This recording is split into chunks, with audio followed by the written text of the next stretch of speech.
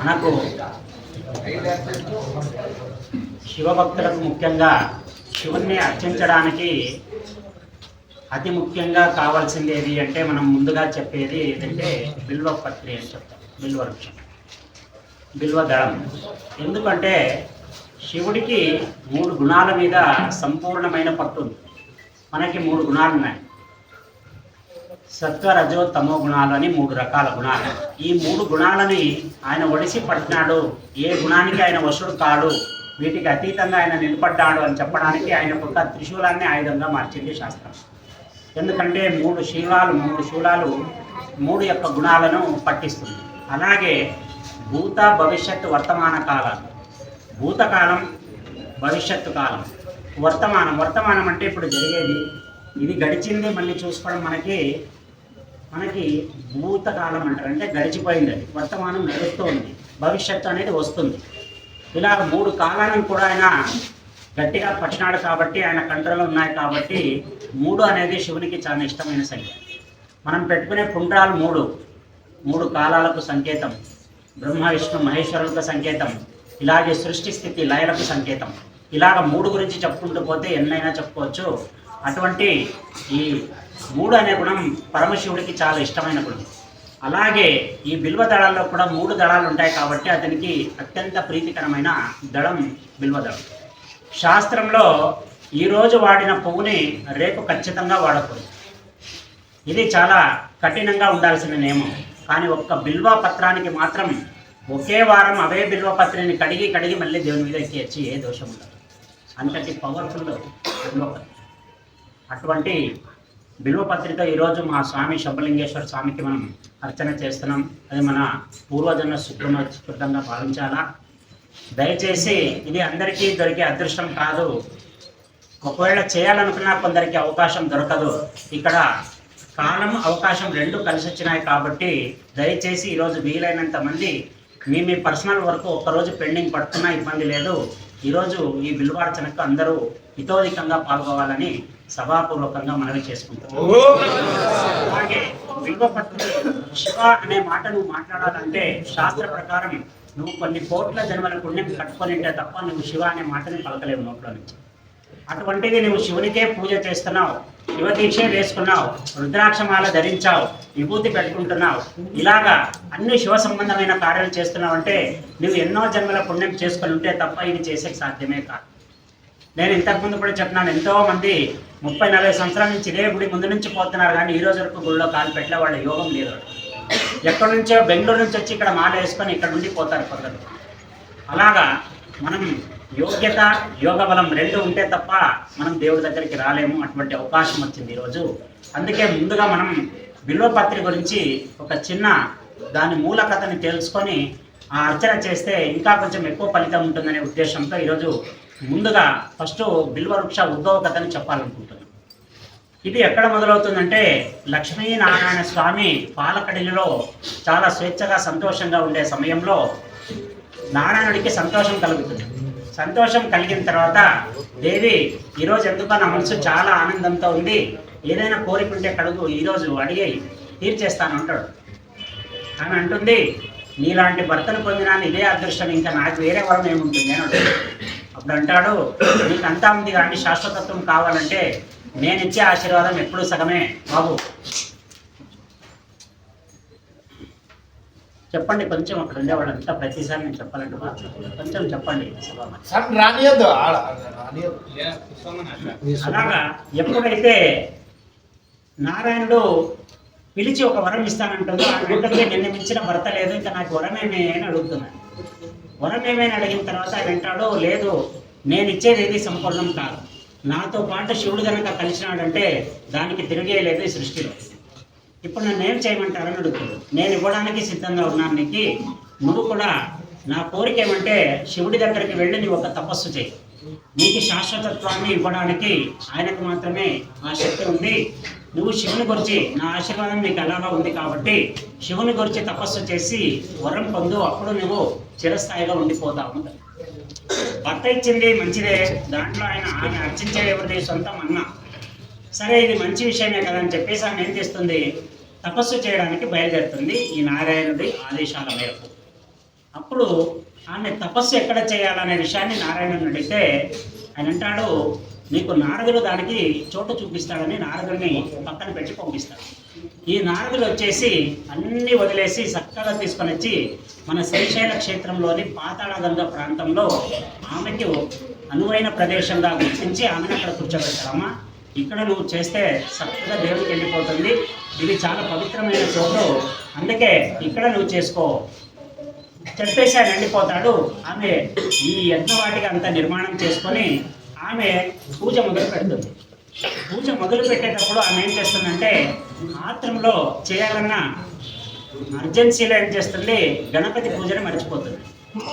గణపతి పూజని మర్చిపోతే ఏమవుతుందంటే మామూలుగా అవాంతరాల మీద అవాంతరాలు వస్తూ ఉంటాయి. ఏదన్నా చిన్న పని కూడా జరగదని, ఏదో ఒకటి అడ్డం పడుతుంటుంది, చేతికి వచ్చింది చేతికి నిలబడదు. ఇది చేస్తుంది ఏమి ఎందుకు చేసి ముందుకు పోవట్లేదు, మంత్రం తొరలడము లేదంటే ఏదో ఒకటి అనుకున్న వస్తువు దొరకకపోవడము పూజకు అనుకోయినవని ఇవన్నీ చూసి ఆలోచన చేస్తుంది. అక్కడ గణపతికి ఎప్పుడైతే హవిస్సులు అంటే పూజ స్టార్ట్ చేసి గణపతిని తలవదో గణపతి అక్కడ అవాంతరాలు సృష్టించకపోతాడు. ఆయన ఏం చేస్తాడంటే ఒక అడుగు ముందుకేసి సరస్వతీదేవికి చెప్తాడు, నీవు ఆమె ఈ హోమానికి జరగాల్సిన ప్రక్రియ ఏమైతే ఉంటుందో దాన్ని ఆమెకి జ్ఞప్తికి రాకుండా మరుపుల రూపంలో అంటే మరుపు వచ్చేలాగా చేసేసాయని చెప్తాడు. లక్ష్మీదేవి ఒక్కొక్క స్టెప్ ముందు పెడుతుంది, తర్వాత ఏం చేయాలో అర్థం కాక ఆగిపోతుంది. మొన్న నేను జోక్ చెప్పి సగం ఆగిపోయినట్టు. అలాగా ఎప్పుడైతే ఆమె ఆగిపోతుందో ఆమెకు అర్థం కాదు, ఏం ఎందుకు ఇలా జరుగుతుంది ఇది అని చెప్పిన తర్వాత కదా నేను మొదలు పెట్టాను, అది ఇక్కడ మంచి క్షేత్రం, ఇది పవిత్ర స్థలం, ఇక్కడ ఇలా జరగడమేమి అని ఆమె అంతర్ముఖంగా ఒకసారి ప్రార్థన చేసుకుంటుంది. నేను తెలిసో తెలియకో ఏదైనా తప్పు చేసింటే నాకు దయచేసి తెలియనివ్వండి, ఏ దేవతకి అపకారం చేశాను లేదా ఏ దేవత యొక్క తప్పు దొరలు జరిగిందో వాళ్ళు నాకు మనసులో వచ్చి దీనికి సమాధానం చెప్పుగాక అని ఆమె సంకల్పం చేసిన తర్వాత విఘ్నేశ్వరుడు వస్తాడు. విఘ్నేశ్వరుడు వచ్చి నువ్వు అన్ని పూజలు చేసిన గణపతి పూజ చాలా ముఖ్యమైనది, దాన్ని మరిచి చేస్తున్నందుకు నీకు ఇన్ని అవాంతరాలు. అప్పుడు ఆమె పొరపాటు అయిందని చెప్పేసి ఆమె క్షమాపణ చెప్పుకొని స్టార్ట్ చేస్తుంది విఘ్నేశ్వరుడి పూజ. ఎప్పుడైతే విఘ్నేశ్వరుడి పూజ కరెక్ట్ అయిపోతుందో సరస్వతీదేవి లైన్లోకి వచ్చేస్తుంది. ఇక ఈ హోమం చాలా ఫాస్ట్గా పరిగెడుతుంది. ఆమె చేస్తూ ఉంటుంది. ఎంత తీక్షణమైన తపస్సు చేస్తుందంటే ఆమె హోమం చేయడానికి కూర్చున్నప్పుడు ఆమె చేతుల భాగం ఎక్కడ కలుస్తాయో అక్కడ వదిలేసి మిగతా భాగం అంతా పుట్ట పెరుగుతూ వచ్చేస్తుంది. అంటే అంతకాలం ఆమె హోమం చేస్తూనే ఉంటుంది నిరంతరంగా. అప్పుడు శంకరుడికి చాలా పాపం అనిపిస్తుంది, చాలా రోజుల నుంచి చేస్తుంది, ఆమె దేహంలో నుంచి విపరీతమైన వేడి ఉత్పన్నమవుతా ఉంది. ఈ ప్రపంచానికి ఆవిరి యొక్క తాకిడి తగులుతూ ఉంది, కాకపోతే అక్కడ ఫలప్రదం కావడం లేదు. ఏది దోషం ఉంది అంటే అప్పుడు శంకరుడు అంటాడు, ఆమె చాలా కష్టపడి నా చెల్లెలు అక్కడ చేస్తుందయ్యా, ఆమెకు హెల్ప్ చేసేవాళ్ళు ఎవరు లేదు అని నందిని పిలిచి నందికి ఒక మాట చెప్పి పంపిస్తాడు. ఆమె ఇన్ని పూజలు చేశారు, ఒకటే రుద్రహోమాన్ని మర్చిపోయింది, రుద్రహోమాన్ని చేయమని చెప్పు, అది చేస్తే నువ్వు 10 హోమాలు చేసినంత ఎఫెక్ట్ ఒకే దాని మీద పడుతుంది, చాలా త్వరగా రిజల్ట్ వస్తుందని చెప్పి పంపి అని చెల్లెల మీద ఉండే ప్రేమతో శంకరుడు నందిని పంపిస్తాడు. నంది వెళ్ళేసి అమ్మవారికి నమస్కారం చేసి అమ్మ ఇలా శంకరుడులా ఆజ్ఞ అయింది అని చెప్పకుండా ఏం చేస్తాడంటే బ్రాహ్మణుల రూపంలో వెళ్ళి అక్కడ నిలబడతాడు. ఆమె బ్రాహ్మణుడు వచ్చాడు, అది పూజా సమయం కానీ నమస్కరించాలని చెప్తుంది. చెప్పండి మునివారు దేనికి వచ్చారంటే ఆమె అంటుంది, ఏమమ్మా చాలా రోజుల నుంచి చేస్తున్నావు, దీని రిజల్ట్ నీకు రావడం లేదా అని అడుగుతాడు. అవునండి అదే ఆలోచన చేస్తున్నాను, ముందుకు పోవట్లేదు సరిగా. అప్పుడు అంటాడు, లేదమ్మా నువ్వు హోమాల్లో రుద్రహోమం చాలా పవిత్రమైన శివునికి సంబంధించి నువ్వు అది వడిదిలి అన్నీ చేస్తున్నావు, ముందుగా అది చెయ్యి అని చెప్తాడు. చెప్పేసి అక్కడి నుంచి ఆయన మారువేషంలో వెళ్ళిపోతాడు. ఆమెకప్పుడు రుద్రహోమం మీద గురికుతుంది. రుద్రహోమం చేసేటప్పుడు ఆయన విప్రుడి రూపంలో ఏ నంది అయితే వచ్చింటాడో ఆయన ఒక వారిని గిచ్చిపోయి ఉంటాడు. నువ్వు చేసేది రుద్రహోమం, దాంట్లో రుద్రగణం యాక్టివ్ అయిపోతుంది. ఒకసారి రుద్రగణం బయటకు వస్తే దాన్ని అదుపు చేయడం శివుడికి తప్ప ఇంకొకరికి కాదు. నువ్వు జాగ్రత్తగా చేయాలా, అది ఏమడిగితే నువ్వు సిద్ధంగా ఇవ్వడానికి ఉండాలి. అలా అయితే నీ యజ్ఞం ఫలప్రదం అవుతుంది, లేదంటే లేదు. ఆమె గట్టి మనసు చేసుకొని కూర్చుంటుంది. సరే ఇంకా దిగిందే నిజం, ఎక్కడికి పోతుందో అక్కడికి పోనీ అని ఆమె హోమాన్ని చేయడం స్టార్ట్ చేస్తుంది. అలా చేస్తూ రుద్రహోమాన్ని చేసేటప్పుడు ఆ హోమంలో నుంచి ఒక వికృతమైన ఆకారం పైకి లేస్తుంది. చాలా భయంకరంగా ఉంటుంది. రుద్రాంశగా ఉంటుంది.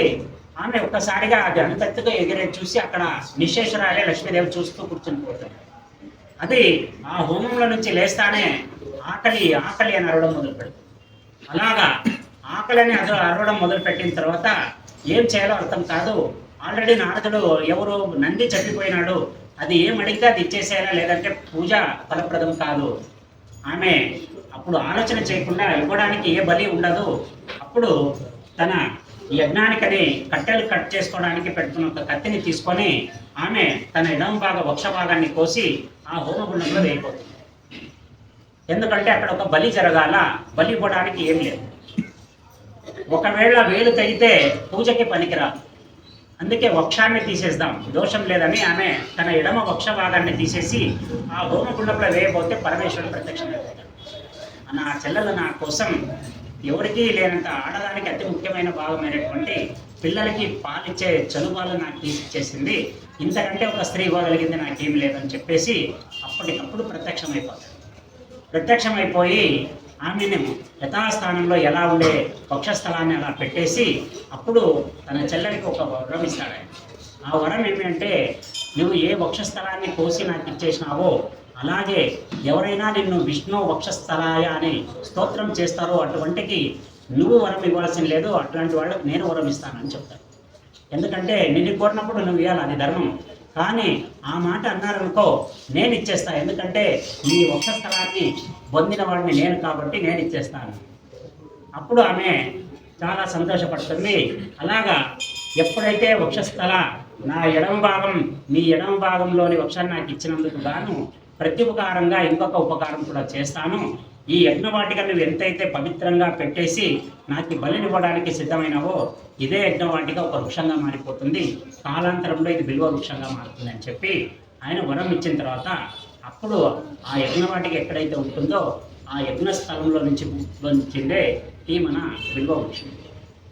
మనకి లక్ష్మీదేవి ఉండే 5 స్థానాల్లో మనకి ముఖ్యమైనది ఫస్ట్గా లక్ష్మీదేవి స్థానం అంటే అందరూ ఏమనుకుంటారు, డబ్బులు అనుకుంటారు. కాదు, లక్ష్మీదేవి స్థానంలో మొట్టమొదటిది బిల్వదళం, రెండవది ఒక ముత్తైదు యొక్క పాఠ్య భాగం, మూడవది ఆవు యొక్క పృష్ఠభాగం వెనక భాగం, నాలుగవది వచ్చేసి ఈ కమలాపు, ఇంకొకటి వచ్చేసి ఏనుగు యొక్క కుంభస్థలం. అందుకే మంచి భార్య ఏనుగు యొక్క కుంభస్థలం. అందుకే చూడండి, అప్పుడు ఏదైనా ఫోటో తీసుకుంటే లక్ష్మీదేవిది ఏనుగులు తొండం ఎత్తింది తీసుకురంటారు అంటారు. ఎందుకంటే అక్కడ ఆ స్థానంలో అమ్మవారు ఉంటుంది. ఈ 5 చాలా ముఖ్య స్థానాలు. ఇటువంటి ముఖ్య స్థానంలో బిల్వదళానికి మొట్టమొదటి ర్యాంకింగ్ వచ్చింది. అందుకే బిల్వదళం పెట్టేస్తే నువ్వు 1000 పూలతో చేస్తే ఎంత ఫలితం వస్తుందో ఒక బిల్వదళాన్ని ఎక్కిస్తే అంతటి ఫలితం వస్తుంది. అటువంటి కార్యక్రమం మన గుడిలో జరగడం మనకు నిజంగా ఈరోజు అదృష్టవంతం అని చెప్తూ ఈ కథ ముగిస్తాను. కాలంలో చాలా మంది ఆడవాళ్ళని నేను చూస్తుంటాను. గుడికి వచ్చినప్పుడు పెళ్ళి అయిన వాళ్ళు ఎవరో కాలేని వాళ్ళు ఎవరో చెప్పడం చాలా కష్టం. ఒక్కొక్కసారి మాకు ఆశీర్వదించడానికి కూడా భయం అయిపోతుంది, ఏమని ఆశీర్వదించాలో అర్థం. పెళ్ళైన వాళ్ళు మెట్టలు పెట్టరు, దీర్ఘమేవ కళ్యాణ ప్రాప్తి వస్తా అంటే ఎన్నిసార్లు పెళ్లి కావాలి స్వామి అంటారు. ఒకవేళ దీర్ఘ సుమంగళి భవ అని అన్నాను అనుకో, ఇంకా నాకు పెళ్లి కాలేదు స్వామి అంటారు. అందుకే ఒక్కొక్కసారి ఎలా గుర్తుపడుతుందంటే సనాతనంలో కొన్ని గుర్తులు పెట్టారు ఒక్కొక్కరిని గుర్తించడానికి. ఆడదానికి ముత్తైదు భాగం ఎప్పుడు వస్తుంది అంటే ఇక్కడ ఇక్కడ చేతికి గాజులు, కాళ్ళకి మెట్టలు చాలా ముఖ్యమైనది. ఇలాగా ఎప్పుడైతే ఈ మెట్టలు ఏం చేస్తాయి అనేది మనకి ఇంతకుముందు చాలాసార్లు చెప్పినాను. వాళ్ళకి విపరీతమైన పని ఒత్తిడి ఇంట్లో ఉంటుంది కాబట్టి వాళ్ళు నిరంతరం తిరుగుతూ ఆ పని ఈ పని చేస్తుంటారు కాబట్టి ఈ కాళ్ళలో వాళ్ళకి నొప్పులు స్టార్ట్ అయిపోతాయి.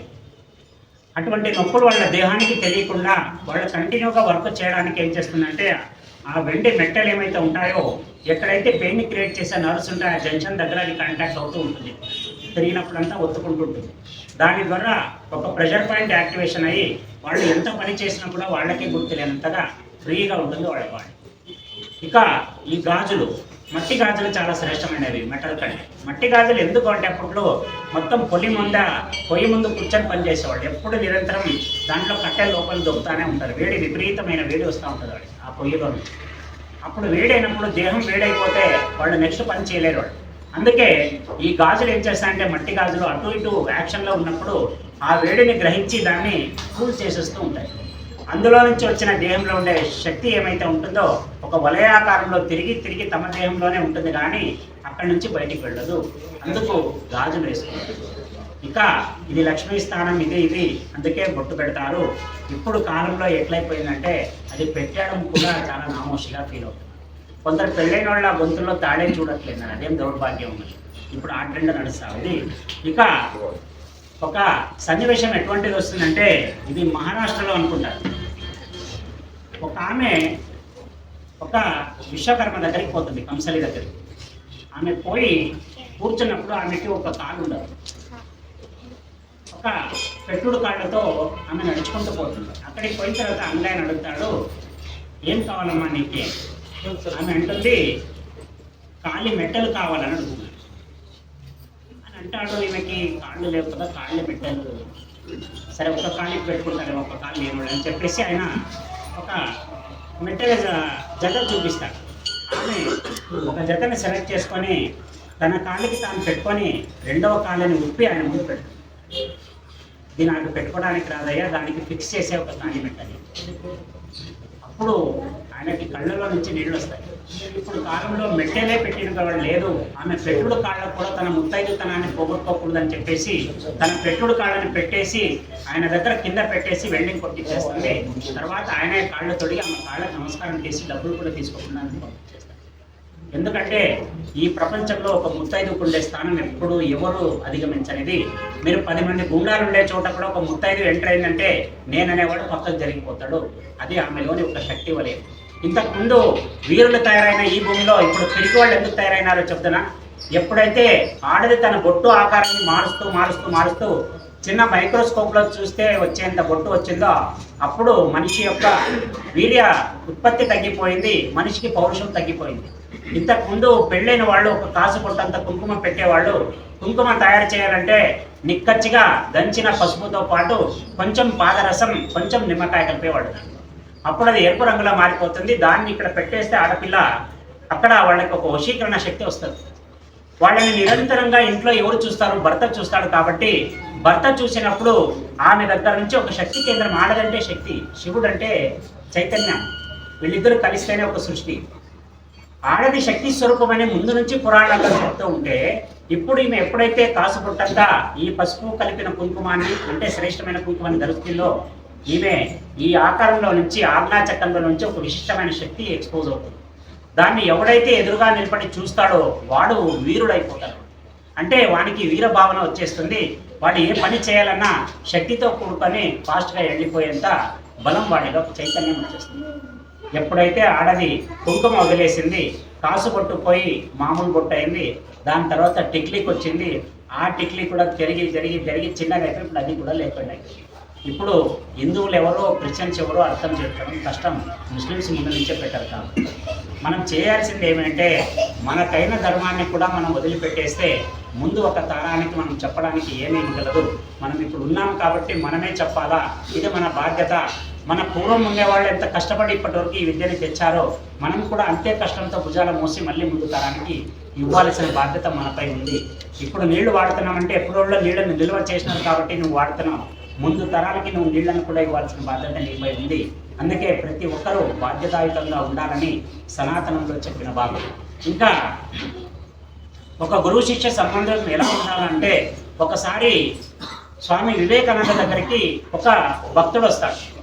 వచ్చి స్వామి నాకు సంసారం ఉంటుంది, నాకు ఇంటి మీద వ్యామోహం లేదు, నేను ఎక్కడికి పోయినా నన్ను అడిగేవాడు కూడా లేదు, నేను మీ మఠంలో ఒక మూలన పడుంటా, మీరు చెప్పిన పని చేసుకుంటూ ఈడ ఉంటా, నన్ను ఎక్కడికి పంపేదండి అని కాళ్ళ మీద పడతాడు. అప్పుడు వివేకానంద స్వామి ఏమిటాడంటే ఎప్పుడైతే మఠంలో పెట్టుకోవాలంటే వాళ్ళు ఇమ్మీడియట్గా నిన్ను చూస్తానే అపాయింట్మెంట్ ఇచ్చేసి పెట్టుకోరు.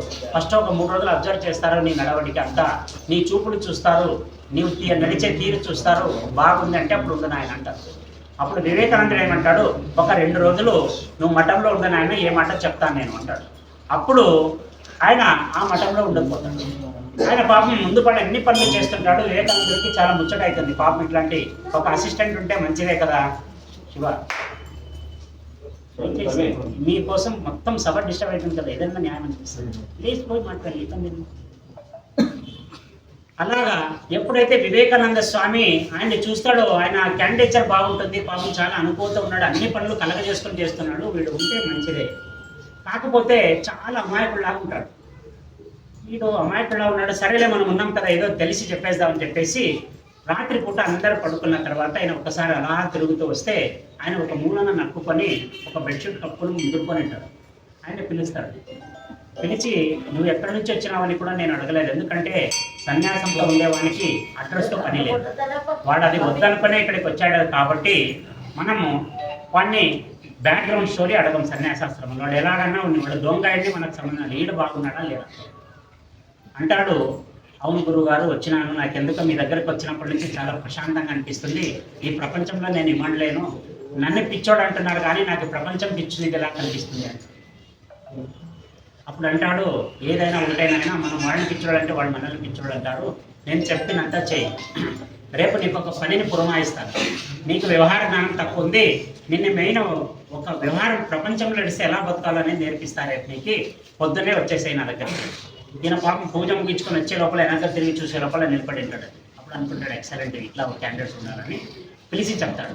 మనకి ఆవు చాలా అవసరమే, ఆశ్రమంలో పాలకి చాలా ఇబ్బంది కలుగుతూ ఉంది, సంతలో పోయి ఒక ఆవును కొని నువ్వే మాట్లాడు, ఒక 10 ఎక్కువ మాట్లాడతావో తక్కువ మాట్లాడతావో ఒక ఆవును కొనేసి తీసుకురా అని చెప్పి డబ్బులు ఇచ్చేసి పోయేటప్పుడు ఒక్క మాట అని చెప్పేసి ఒక కండిషన్ పెడతాడు.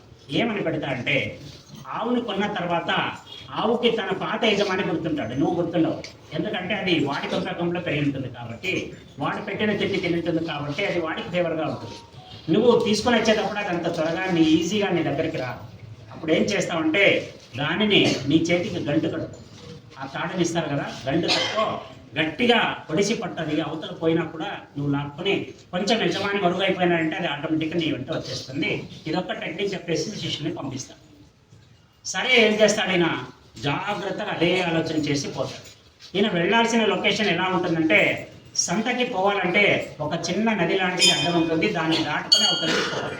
అంటే పెద్ద తెప్పలు ఉంటాయి అక్కడ, ఆ తెప్పల్లోకి దిగి ఆయన పోయి సంత అయిన తర్వాత కూడా అదే పెద్ద పెద్ద ఒక బోట్ లాగా ఉంటుంది తెప్ప, దాంట్లోకి ఎక్కించుకొని మళ్ళీ పక్కకు రావాలి. వెళ్ళిపోతాడు పాపం, గురువు చెప్పినాడు ఇట్లా ఉండాలి అట్లా ఉండాలి ఆలోచన చేస్తూ చేస్తూ చేస్తూ పాపం సంతలో పోతాడు. ఆయన కొన్ని చూస్తాడు, కొన్ని అర్థం కావు. అక్కడ ఉండే ఒక ముసలాయన అడుగుతాడు, అయ్యా ఇట్లా మా గురువు గారు నన్ను పంపించినారు ఒక ఆవు తీసుకురమ్మని, దీంట్లో జాతి ఎట్లో పాలు ఏది ఎక్కువ ఇస్తుందో తక్కువ ఇస్తుందో, అమ్మేవాడు ప్రతిదీ ఎక్కువ ఇస్తుందనే చెప్తాడు, కానీ మనకు తెలియదు కదా అంటే ఆ ముసలాయన పాపం వీడు ఏదో అడిగాడు కాబట్టి ఆయన మేలు జాతి ఆవుని తీసుకొని చూపిస్తాడు. ఆయన నువ్వు కొనేటట్లుంటే ఇది కొను బాధిస్తుంది పాలు, ఆయనకు నమస్కారం చేసి ఆవుని కొనేస్తాడు. కొన్న తర్వాత అది యజమాని నుంచి వదిలేచేటప్పుడు అది చాలా ఇడిపించుకునే ప్రయత్నం చేస్తుంది. అయినా ఇతని గురువు చెప్పిండేది బాగా గుర్తుంటుంది. అందుకే ఆయన ఏం చేస్తాడు, చేతికి గట్టిగా తాడును కట్టుకొని ఆ ఆవును లాక్కుంటూ వస్తాడు. అది ఎలాగోలా ఎప్పుడైతే తన యజమాని కంటికి మరుగైపోతాడో అది మళ్ళీగా ఈయన వెంట రావడం మొదలు పెడుతుంది. సంతోషిస్తాడు, అమ్మయ్య ఇంకా ఆవు అయితే చేతికి వచ్చేసింది, ఇంకా చక్కగా పోయి గురువు దగ్గర గర్వంగా చూపించుకోవాలి నేను తెచ్చినాను చూడు అని. ఆయన అలా అనుకుంటూ ఆ తెప్ప దగ్గరికి వస్తాడు. అక్కడికి వస్తే ఉన్నట్టుండి విపరీతమైన క్లైమేట్ చేంజ్ అయిపోతుంది, ఉన్నట్టుండి కుండపోత వర్షం స్టార్ట్ అయిపోతుంది. వాడు తెప్ప వేసేవాడు ఏమంటాడంటే, అయ్యా నడు మధ్యలో పోయినప్పుడు మునిగిపోతే చాలా కష్టమైపోతుంది, తెప్ప వేయను, ఇక్కడే ఈ రోజంతా ఇక్కడే ఉండు, రేపు ఉధృతి తగ్గిన తర్వాత పోదు అని అంటాడు. లేదు ఎంతసేపు అయినా నా గురువు చెప్పినా నేను సంత ముగించుకొని వస్తానని, మాట తప్పకూడదు, నా మాట తగ్గినానంటే గురువు నా మీద నమ్మకం పోతుంది, నేను పోయి తీరాలి. ఒరే బాబు కాదురా నాయన, మేము ఈత వచ్చిన వాళ్ళు మేము ఎట్లయినా వస్తాము, నీకు ఈత వస్తుందంటే రాదు, మళ్ళీ ఏమైనా పడితే పోతావు చూడు అట్లే, నేను పోయినా పర్వాలేదు ఈరోజు రాత్రికి నేను చేరాలి, ఇంకా స్టార్ట్ కాలేదు కదా, ఎప్పుడెప్పుడు వర్షం స్టార్ట్ అయింది, పోదాం అంత లోపల నేను జల్ది వేస్తే అవతలికి వెళ్ళిపోతాం మాట్లాడే బదులు. సరే మనిషి ఇడిచేటట్లేదని చెప్పేసి ఏం చేస్తాడు, ఆ తెప్ప ఆవుని ఆయన ఎక్కించుకొని మధ్యలోకి వచ్చిన తర్వాత నది మధ్యలోకి విపరీతమైన ప్రవాహం ఎక్కడి నుంచో ఉధృతి పెరిగి ఆ మొత్తం అలలు ఎగిరెగిరి పడదు.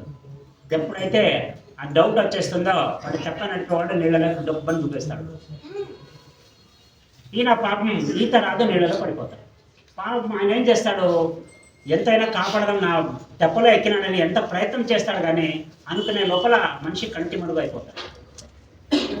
పాపం ఆయన చెప్పే ఆయన చాలా బాధపడతాడు. ఎంత చెప్పినా లేదు, నా మరణం ఇక్కడికి లాక్కొని వచ్చింది, మనం చేయగలిగింది ఏం లేదని పాపం ఒడ్లోకి వచ్చి అవతల వాళ్ళకి తెలిసిన వాళ్ళకి కలుస్తాడు. అక్కడ ఏమైనా మనిషి వస్తాడని చూడు అక్కడ ఎవరు చూసేవాళ్ళు అన్నారు. నది ఉద్యోగి చాలా బలంగా వేస్తుంది. అప్పుడు ఆయన వెళ్ళిపోతాడు. ఈయన రాత్రి అయితే కూడా శిష్యుడు రాలేదనే లోపల కలవరం మీద అవుతుంది వివేకానంద.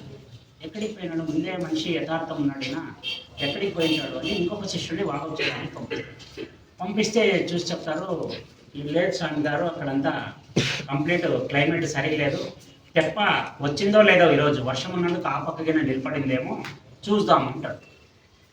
సరే ఏం చేస్తాడు, మరుసటి రోజు పొద్దున వరకు చూస్తారు, పొద్దున కూడా రాదు, బాగా అయిపోతుంది క్లైమేట్, రాదు. మధ్యాహ్నం వరకు చూస్తారు, ఇంకా ఆయనకి టెన్షన్ అయిపోతుంది. పాపం నన్ను నమ్ముకొని వచ్చిన ఉన్నాయి, నేను సంతకు పంపి ఏమో చేసేస్తాను కదా, వాడు ముందే అమ్మాయికి ఉన్నాడో పోయినాడో తెలీదు. అప్పుడు ఆలోచన చేస్తూ కూర్చొని ఉంటాడు. మెల్లిగా ఒక ఆవు ఎంటర్ అవుతుంది ఆశ్రమంలో. ఆవు ఎంటర్ అవుతుంది, ఒక మనిషి ఆవుని తీసుకొని వచ్చి ఆడే వాకిలో దెబ్బని కింద పడిపోతాడు. ఇలా చూస్తే ఈ శిష్యులు ఒరేవరెవరే వచ్చినాడు, వీడు ఎలా బతికినాడు పోయినాడేమో అనుకుంటే అక్కడికి తీసుకుని టగటగటగా సపర్యలు చేసేసి బాగా కూర్చోబెట్టి కొంచెంసేపు అయిన తర్వాత లేచి కూర్చోబెడతారు. కూర్చోబెట్టిన తర్వాత అసలు ఏమైపోయినాను, సత్తకపోయినవాడు ఏదో ఒకటి చెప్పాలా, లేదా వర్షం వస్తుందంటే ఎక్కడే ఇంకొక రోజు రావచ్చు కదా అంటే, లేదు మళ్ళీ అంత లోపల వచ్చేద్దామని అనుకున్నాను, కాకపోతే అది చాలా ఉద్యోగం అయిపోయింది మధ్యలో వచ్చిన తర్వాత. ఆయన కూడా ప్రయత్నం చేసినాడు కానీ నేను దొరకలేదు. కానీ గురువుగారు మీరు ఇచ్చిన ఆదేశానుసారమే నేను బతికాను, మీరు కనుక నాకు ఒక ఆదేశం ఇవ్వకపోతే ఈరోజు బతికేవాడిని కాదు. ఆయన అంటాడు, నేనేం ఆదేశం ఇచ్చినాను, నేను సంతకు పోయి ఆవు తీసుకురా అన్నాను, అదొకటే నేను నీకు ఇచ్చింది, అది కాదు. అది తర్వాత ఏం చెప్తారు మీరు, అది అటు ఇటు పోతుంటుంది, చేతికి కట్టుకొని చెప్పినావు నువ్వు, ఒకళ్ళకి పోయినా నీ చేతిలో గ్రిప్ ఉంటుందని. నేను అదే పని చేసినాను, తెప్పలోకి ఎక్కేటప్పుడు గట్టిగా గంటు కట్టుకున్నందుకు నాకు ఈత రాదు, కానీ ఆ నీళ్ళలో పడిన ఆవు ఈత వస్తుంది. అది ఈదుతూ గడ్డ ఎక్కినప్పుడు దాంతోపాటు నేను కూడా బయటకు వచ్చేసినాను. గురువు యొక్క వాక్కు ఎలా పనిచేస్తుందంటే, అతని తెలిసి చెప్పినా తెలియక చెప్పినా ఖచ్చితంగా మంచి జరుగుతుంది. ఇది గురువుకు ఉండే ఒక విశిష్టత. గురువు కంటే గురువు అనే భావన ఎవరికైతే బలంగా ఉంటుందో వాడు గొప్పవాడు నా దృష్టి. గురువు గొప్పవాడు కాదు, గురువు అనే వాడిని గొప్పగా చేసే ప్రయత్నం ఎవడైతే చేస్తుంటాడో వాడు చాలా గొప్పవాడు. అందుకే గురు సంప్రదాయం మన హిందూ సంప్రదాయంలో చాలా ముఖ్యమైన భాగం. చెప్తూ ఒక జోక్,